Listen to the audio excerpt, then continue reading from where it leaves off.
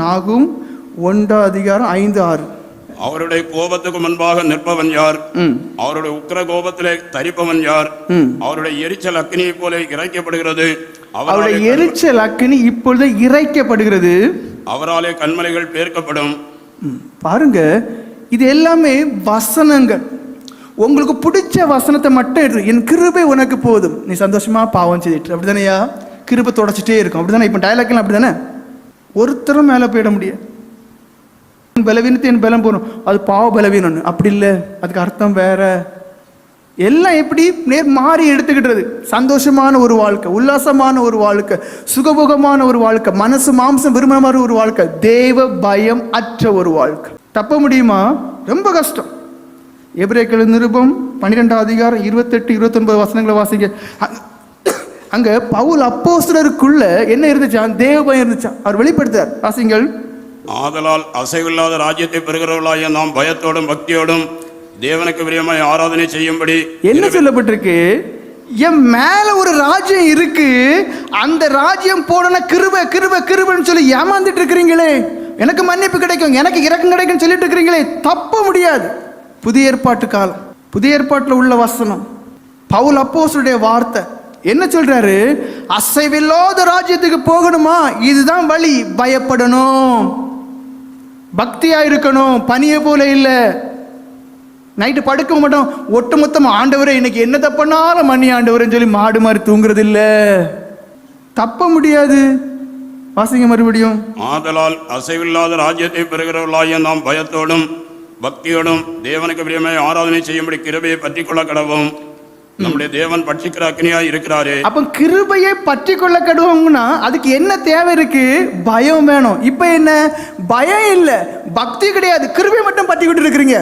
கிருபையை பற்றி கொண்டு இருக்கிறீங்க. எப்படி? நான் போயிருவேன், நான் பறந்துருவேன், நான் பறந்துருவேன். இல்ல, இங்க கிருபை எப்படிதான் பற்றி கொண்டு இருக்க முடியுமா? உங்களுக்குள்ள பயமும் இருக்கணும், பக்தியும் இருக்கணுமா? இருந்தாலும் கிருபையை உங்களுக்குள்ள பற்றி கொண்டு இருக்க முடியும். போயிட்டு நம்முடைய தேவன் பட்சிக்கிற அக்னியா இருக்கிறாரே. தேவனை குறித்த அறிவு அவருக்கு எப்படி இருக்கு? சிலுவையில தொங்கக்கூடியவர் மன்னிச்சுட்டே இருப்பார், ரத்தம் சுத்திகரிச்சுட்டே இருக்கும்.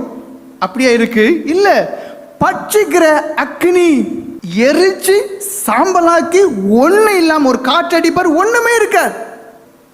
பட்சிக்கிற ஒண்ணு இல்லாம செய்யக்கூடியதான அக்னி. இது எங்க இருக்கு? புதிய ஏற்பாட்டுல இருக்கு. அவர் சொல்லல, சிலுவையில தொங்கிட்டு இருக்காரு, நீ பாவம் செய்யிட்டே இரு. நீ கிருபை உனக்கு இருக்கணுமா? பயம் வேணும். கிருபை உனக்கு கூட இருக்கணுமா? பக்தி வேணும். ஏன்? நீ நினைக்கிற மாதிரி தொங்கிட்டே இருக்கக்கூடிய தேவன் மன்னிச்சுட்டே இருக்காரு இல்ல, அவர் பட்சிக்கிற அக்னி. 1 பேதுரு 1:17 வாசிங்க. அங்க பேதுரு அப்போஸ்தலர் தன்னுடைய அனுபவத்தை சொல்றாரு பாருங்க. அவர் எப்படி தேவனை புரிஞ்சிருக்கிறாரு. நீ வாசிங்க. அன்றியும் பட்சபாதம் இல்லாமல் அவனுடைய கிரியைகளின்படி நியாயம் இருக்கிறவரை நீங்கள் பிதாவாக தொழுது கொண்டுகிறவர். எப்படி? சிலுவையை குறித்து பிரசங்கிக்கக்கூடியவர் தான், இயேசு கிறிஸ்துவோடு கூட இருக்கக்கூடியவர் தான். என்ன சொல்றாரு? ஒன்னு ஏமாத்திக்கிடாத. என்ன சொல்றாரு? ஒன்னு ஏமாத்திக்கிடாத. ஏன்? நீங்க என்ன சொல்றீங்க? நான் கிறிஸ்துவ அறிஞ்சதுனால, கொஞ்சம் காணிக்க கொடுக்கறதுனால, ஞாயிற்றுக்கிழமை எல்லாம் வர்றதுனால என் ஆண்டவர் என் பக்கத்துல இருப்பார். நான் சும்மா கடமைக்காத ரெண்டு கையெழுத்து கடிதம் எழுதி கொடுக்குறேன் தெரியுமா? என்ன தப்பு பண்ணிட்டேன்னு சொல்லிடுறேன்னு தெரியுமா?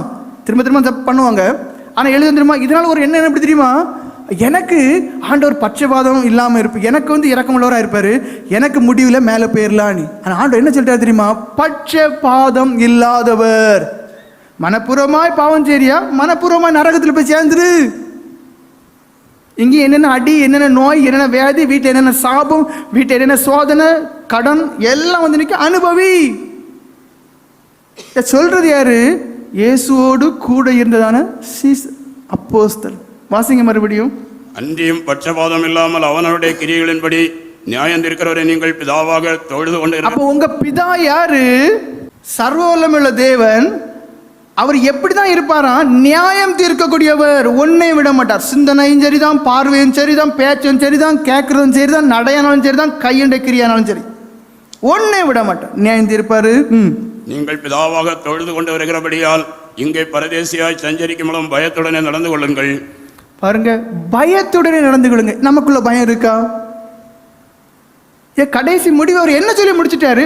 பயத்துடனே நடங்கள். எத்தனை பேர் தேவ பயத்துடன் நடக்கும்? ஐயா, கேட்க யாரும் இல்லை, சொன்னாலும் கேட்க மாட்டோம், நிமிர்ந்து நடக்கிறோம்.